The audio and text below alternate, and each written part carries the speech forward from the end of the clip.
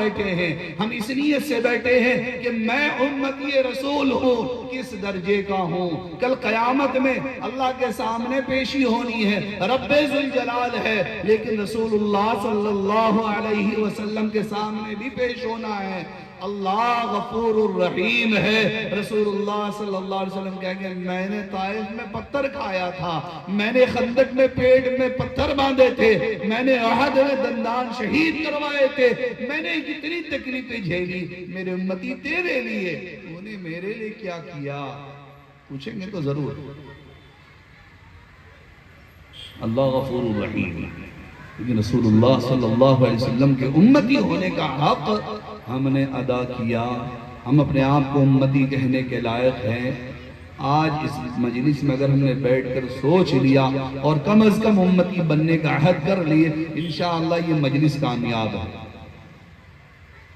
اگر بات سمجھ میں آ رہی ہوگی تو تھوڑا سوچیں گے بیٹھ کر، یہاں نہیں گھر میں بیٹھ کر بستر میں بیٹھ کر چادر اوڑھ کر سوچیں گے، یا کبھی توفیق ہو تو مسجد میں 2 رکعت صلاۃ الحاجت پڑھ کر اللہ کے سامنے حاضر ناظر ہو کر سوچیں گے، اے اللہ میں امتی رسول ہوں، کل آقا نے پوچھ لیا تم میرے امتی تھے، تم نے میرے امت ہونے کا کیا حق ادا کیا، میں کیا جواب دے سکوں؟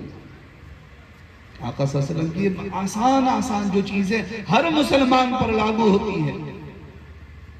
رسول اللہ صلی اللہ علیہ وسلم نے فرمایا میرا امتی، میرا جو ہے وہ ایسا ہو ہی نہیں سکتا کہ اس کا پڑوسی اس سے خوف زدہ رہتا ہو، اس سے امن میں نہ ہو، ایسا ہو نہیں سکتا۔ میرا امتی وہی ہو سکتا ہے جس کا پڑوسی اس سے مطمئن ہو، جس کا پڑوسی اس سے خوف زدہ نہ رہا کرے۔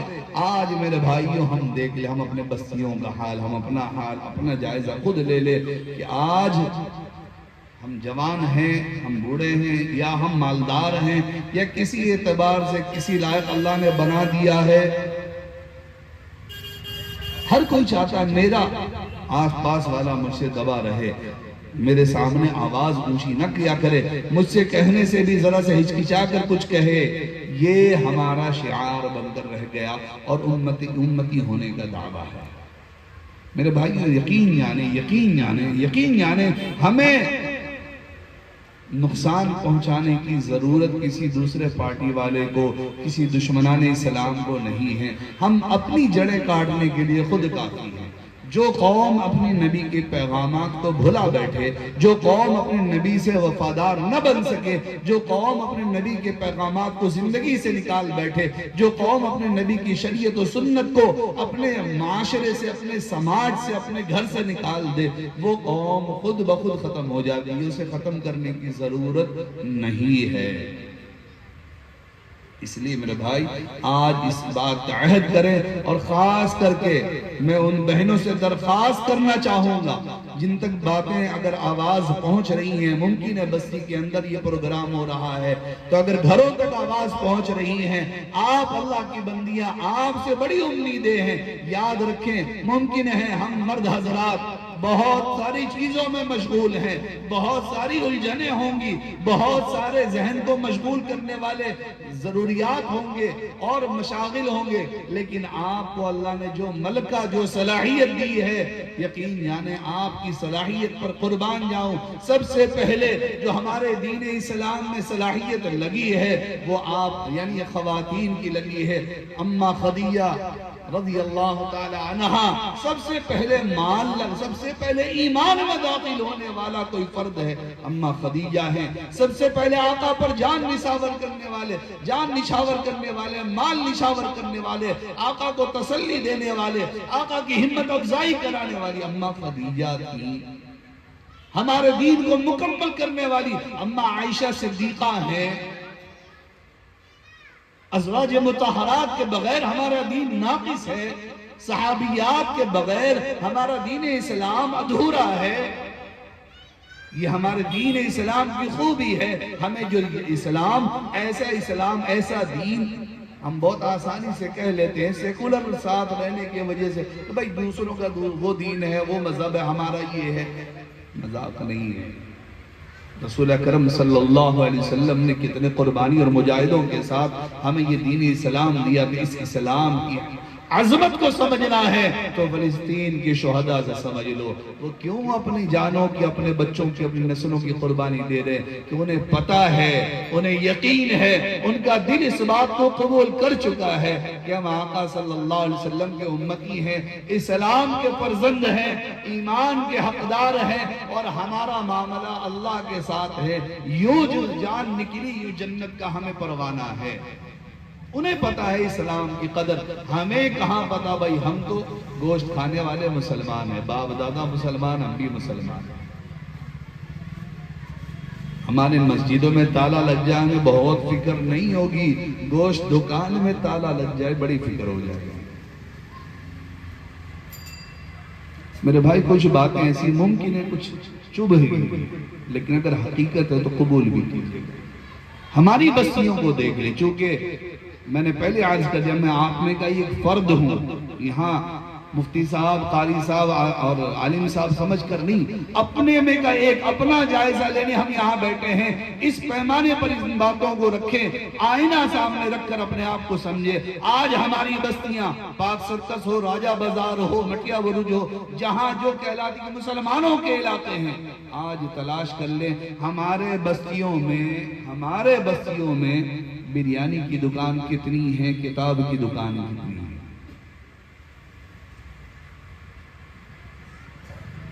قرآن اگر ہدیہ بھی کرانا ہو، پورے پاک سرکس میں یہ مشہور تھا قرآن ہدیہ، اچھا وہ برائڈ اسٹریٹ میں ملے گا. پورا کا پورا پاک سرکس بھئی قرآن اور دینی کتابیں ایک دو دکان برائڈ اسٹریٹ میں تھی. دینی کتاب، سیرت کی کتابیں کہیں ملے گی، پوری بستی تلاش کر لو ایک دکان میں. سنت کی کتاب تلاش نہیں ملیں گی. بریانی ہر دوسرے قدم پر، کباب زبردستی کے دکانیں کھلیں گی. ہم کھانے والے ہیں یا دین اسلام والے قوم ہیں؟ ہم نے پڑھنا پڑھانا سیکھا، جس کا نبی نے پہلا سبق دیا، اقرأ بسم ربک الذی خلق. جن کی نبوت اقرأ سے ہو رہی ہے، پڑھنے پڑھانے سے ہو رہی ہے، ہمیں یہ برداشت نہیں. ہم پڑھ پڑھا کر کیا کریں گے بھائی؟ دنیاوی تعلیم لے کر ہمیں نوکری نہیں ملتی، دینی تعلیم لے کر کریں گے کیا؟ مولوی بنیں گے، پھر سے وہی مسجد پکڑنی پڑے گی، وہی قرآن خوانی، وہی میلاد، وہی تقریر. یہی تو ہے. یہ ہمارا ذہنی پیمانہ. یہ بھول گئے کہ ہم امتی بھی ہیں. ہمیں اتنا سیکھنا ضروری تھا جتنا ہماری ذمہ داری ہمارے نبی صلی اللہ علیہ وسلم نے دیا ہے. طلب العلم فریضۃ علی کل مسلم. آقا صلی اللہ علیہ وسلم نے ہر اپنے امتی مسلمان جو کہلاتا اپنے آپ کو، جو نہیں کہلاتا وہ معذرت کے ساتھ کوئی حرج نہیں ہے. اگر آپ اپنے آپ کو مسلمان نہیں کہلاتے تو آپ بری الذمہ ہیں، آپ کے لیے کوئی مسئلہ نہیں. لیکن اگر ہیں تو رسول اللہ صلی اللہ علیہ وسلم کی بات ذرا کان اور دل میں بٹھا لیں. اس کا جائزہ آئینہ میں کھڑے ہو کر خود اپنے آپ سے سوال کر لیں. اللہ کے رسول نے فرمایا تھا مسلمان ہونے کے لیے اتنا علم سیکھنا فرض ہے جس سے مسلمان حرام و حلال، سچ و جھوٹ، جائز و ناجائز، پاک اور ناپاکی سمجھ سکے. مسلمان ہونے کے لیے اتنا علم سیکھنا ہمارا ہر امتی پر فرض ہے، خواہ وہ مرد ہو یا عورت. ہم نے سیکھا، سیکھنے کا ماحول بنایا، سیکھنے کا بندوبست رکھا، سیکھنے کے ادارے ہمارے بستیوں میں ہیں، سیکھنے کے ذرائع ہمارے بستیوں میں ہیں کیا؟ پھر وہی بات ہے بریانی کی دکان. اس لیے میرے بھائی آج غور نہیں کریں گے، کل موقع بھی ختم ہے. آج جو بیٹھے یقیناً بہت دیر ہو چکی ہے، لیکن سانسیں باقی ہیں تو امید باقی ہے. امید ہے اگر ہم نے اپنے آپ کو عہد کر لیا. دیکھو آپ اپنے بچے کو جو جی چاہتے ہیں بنا لیں، لیکن مسلمان بنانا ہے یا نہیں بنانا، اس بات کا اپنے اوپر خود جائزہ لے لیں. ہمارا بچہ مسلمان رہنا چاہیے یا نہیں چاہیے؟ کیا کہتے ہیں میرے بھائی؟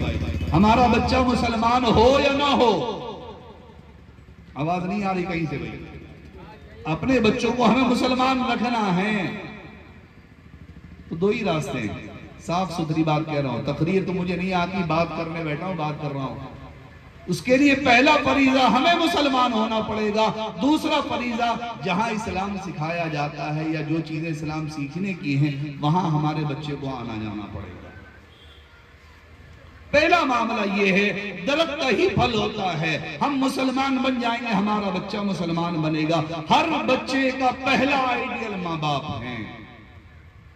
میرا بچہ سچا ہو، دیکھئے گا میرے ابا کبھی جھوٹ بول رہے یا نہیں بول رہے، بچہ خاموش رہتا، لیکن خاموش ریکارڈر ہے وہ سب ریکارڈ کر رہا، وہ سب اس کے اندر ضبط ہو رہا، وہ سب اس کے اندر سما رہا، وہ سب اس کے اندر ریکارڈ ایسا رہ رہا، ایسا مضبوط رہے گا کہ بڑھاپے تک اسے یاد رہتا ہے، بچپنا میں ابو سے ہم نے یہ سنا تھا، امی سے ہم نے یہ سنا تھا۔ تو اگر بچوں کو ہمیں اسلام اور مسلمان والا رکھنا ہے، اسلام والا اور مسلمان رکھنا ہے، سب سے پہلا معاملہ ہمیں خود اپنی ذات کو مسلمان بنانا پڑے گا۔ اور مسلمان ہونے کے لیے میں یہ صاف کہہ رہا ہوں، عالم حافظ ہونا، قاری ہونا، مفتی ہونا ہر ایک مسلمان کا فرض نہیں ہے، لیکن مسلمان ہونا، مسلمان اسے جو فرائض اسلام کو سمجھے، فرائض کیا ہم پر اتنا علم سیکھ لے، نماز فرض ہے، روزہ فرض ہے، حج فرض ہے، زکوٰۃ فرض ہے، سچ بولنا فرض ہے، اچھے اخلاق فرض ہے، بڑے کا ادب فرض ہے، اور چھوٹے کا حق نہ مارنا فرض ہے، جو کچھ ہمارے ذمہ فرض ہے، ہر لمحہ مسلمان رہنا فرض ہے، بچیوں کے لیے ہماری خواتین پر پردہ فرض ہے، ہم پر اپنے آپ کو اسلامی تعلیمات سے اپنے آپ کو آراستہ کرنا کہ ہاں مسلمان اپنے آپ کو کہہ سکے، اتنا فریضہ۔